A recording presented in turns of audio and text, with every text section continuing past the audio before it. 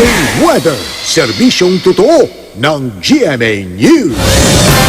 Mga kapuso, patuloy na magtipid ng tubig dahil mukhang matagal-tagal pa po ang taginit.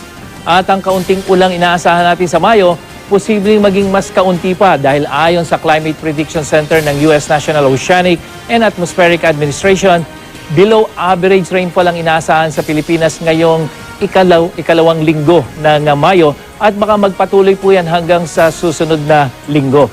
Kanina naman pumalo sa 36.2 degrees Celsius ang temperatura sa Science Garden at ayon sa Pag-asa, malapit po yan sa 36.4 na naitalang pinakamataas sa Metro Manila ngayong taon. Katumbas po yan ng 44 degrees Celsius na damang init. At bukas, nasa 40 degrees Celsius pa rin ang inaasahang madaramang init sa hapon at sa gabi, mataas naman ang posibilidad ng mahinang pagulan. Posible rin ang mahinang ulan at thunderstorm dyan sa may Cordillera Region at sa central section ng Luzon, pero walang gaanong pagulan sa Visayas, habang sa Mindanao, lalong-lalo na sa ARMM at sa Soxargen Region, inaasahan na ang mga pagulang dulot ng thunderstorm.